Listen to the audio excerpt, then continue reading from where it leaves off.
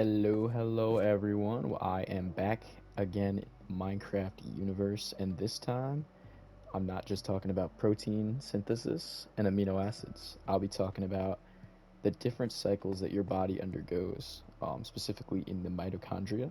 And starting today, I will be talking about the glycolysis pathway. You could think of me right now as a little piece of glucose, and I'm currently floating around outside of the membrane of a cell.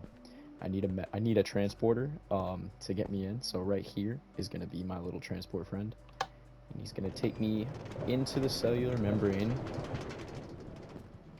and I'm going to encounter our first enzyme, which is a phosphorylation of hexokinase. After this reaction takes place, I will not be able to leave the cell because I become glucose 6-phosphate. That phosphate on the 6th carbon pretty much just prohibits me from leaving, as I had previously stated. And the next pathway we have is an isomerase, and this can be done by phosphoglucose isomerase, turning me into fructose 6-phosphate, plus an ATP, which gets dropped off right here. And then our next step, we have phosphofructokinase, which turns me from fructose 6-phosphate into fructose 1,6-biphosphate.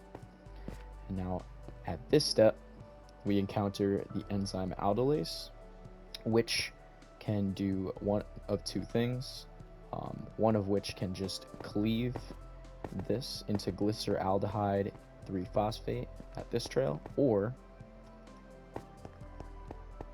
I can become dihydroxyacetone phosphate and then have to go through another enzyme and isomerization from triose phosphate isomerase.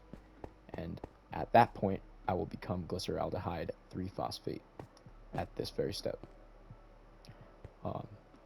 After this step, we encounter glyceraldehyde 3-phosphate dehydrogenase, which is a large word, and cross this path to become 1,3-biphosphoglyceride with NADH and ADP, which I don't have to get dropped off. I forgot to mention as well that after this step that breaks up into two paths, everything gets doubled. So as I had dropped off a NADH here, it would be 2 NADHs, and so on and so forth. At this step here, we have phosphoglycerate kinase, which turns me from 1,3-biphosphoglycerate to 3-phosphoglycerate, dropping off an ATP. And let's remember that this is happening twice, so technically we're dropping off 2 here. And then at this step, phosphoglycerate mutase comes in and turns me from 3-phosphoglycerate to 2-phosphoglycerate after this isomerase reaction. And second to last step here, we have enolase, which turns me from 2-phosphoglycerate to phosphenoyl pyruvate, almost at the end of the step here. Lastly, pyruvate kinase turns me from phosphoenol pyruvate to pyruvate with the release of 2 ATP. And I'm finally home at the pyruvate residence. And this ends the video for the glycolysis pathway.